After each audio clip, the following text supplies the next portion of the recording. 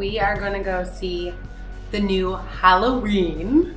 Super excited. We've watched 1 through 4. I love the first one. The second one is garbage. The third one is awesome. And the fourth one was like, I guess it's okay. Yeah. So the new one that we're about to go see, basically is picking up however many years later from the first one. Yeah. As if every other one in between the first one and this one did not exist, including the remakes, because who wants those? Rob Zombie needs to stick to music. It's getting good reviews. We'll see. Yeah, I'm excited. We'll see. Let's go. The gate. So in that case, she was Michael. We're going to be spoiler free for the entirety of this review until we get to talking about the story. When we hit that point, we'll put the time you'll need to skip to on the screen so you can avoid that entirely. In the meantime, here are our scores. We operate on a scale of 1 through 5. The first category we'll be going over is enjoyability. So I gave this a 5. I had an absolute ball. Yeah, I really enjoyed watching this movie. As someone who doesn't really like the Halloween series except for the first and third movie, this one is right up there. Like, it is now on my list of good Halloween movies. I gave it a 3.8, which is still really good. It is. It just doesn't sound really good in comparison to your 5. Sorry, I very rarely give things 5s. True. Okay, our next category is sound. 4.5. I mean, I thought it was really good. Yeah, John Carpenter is back with the score. It's not just rehashing the main theme of the original Halloween over and over again. It's a different take on the theme as well as a completely new score, and it's just great. I gave it a 4. 5 is a hard number for me to give, so 4 it is. Sure. Next up is acting. I gave that a 2.5.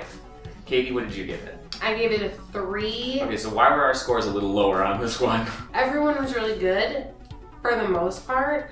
There was one character that really was in it a lot, but didn't bring anything to the table and was really pissing me off the entire time. Yeah, everyone gives a really great performance except this one actor, and like every line she delivers is just so flat and like someone reading the script for the first time, and she's good in other stuff. Yeah. So yeah, I don't know what their deal was, but it kind of brought all the scenes with this character down. But fortunately, it didn't affect the overall movie for me generally. Right. The visuals. 4.8.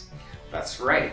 There was a discrepancy here. I gave it a 2.5 because I thought they were fine. I didn't think they were fantastic. I had some minor gripes, the biggest of them being that the entire last act of this movie happens in the near darkness, and I don't know, it just seemed like cool. It was okay. It just seemed like really bad lighting. Like, you can make something happen in what appears to be darkness, but still light it in a way that the audience can see what's going on better. It's a movie. You can do that. I didn't mind the darkness at all. In fact, like, a lot of it is like, it's in the middle of the night, so it kind of like felt like it made sense. I don't know, a lot of it, I feel like it's spoilery, so it was really good. I'll tell you in a little bit if you really want to know. All right, so, and that brings us to our final category, which is the story.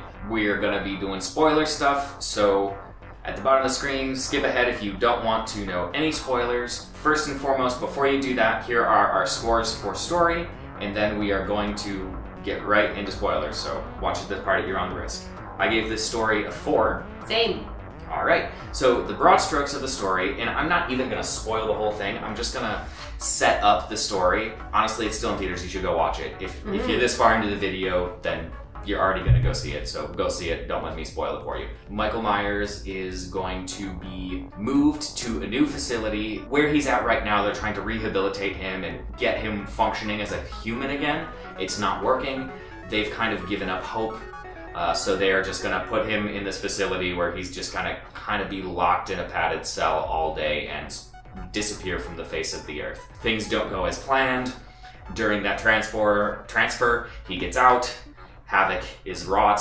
Additionally, Laurie Strode, the survivor of the original movie, she is now a grandmother, and she doesn't get along with her daughter because she's a victim. She's got PTSD, she's terrified, she's anxious, she's spent her whole life preparing to be attacked, right? Because she survived such a terrifying incident, and this has driven a rift between her and her daughter. They have all kinds of family issues there. All the pieces are in place. You can probably imagine where it's going to unfold from there, and you might be right, but it's just a very entertaining watch, and in my opinion, a wonderful follow-up to the original 1978 John Carpenter Halloween. Gripe though, this is very much so a sequel to the original Halloween, so I hate that they used the same name. Just give it another name. Anything would have been better than giving it the same names, because now we have to say, the first movie in the series, Halloween 1978, and then the sequel, Halloween 2018. Honestly, I feel like if they would have just named this one Halloween 2018, would have been better for me.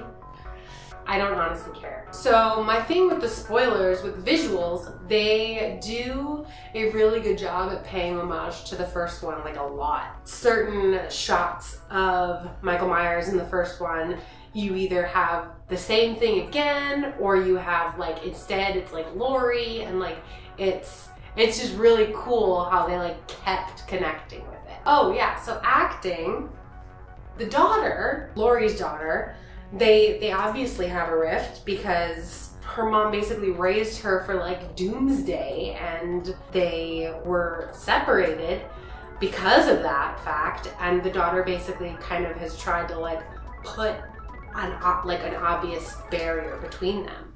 And you get that, like that would make that would make perfect sense, except the actress playing the daughter is just like, this is what happened to me. Yeah. Here is what will happen next, probably. And it's pretty, like, there's terrible acting in the Halloween franchise, but this stands out so much because everyone else in the movie is so good. Yeah. I've also seen her in other stuff, and like, she's pretty good. Yeah.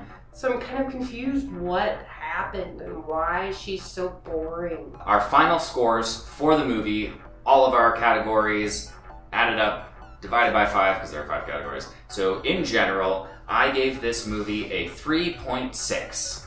And I gave it a 4. So there you go. Pretty high marks from us. Have you seen the new Halloween? Have you seen the original Halloween? What's your favorite Halloween? Halloween.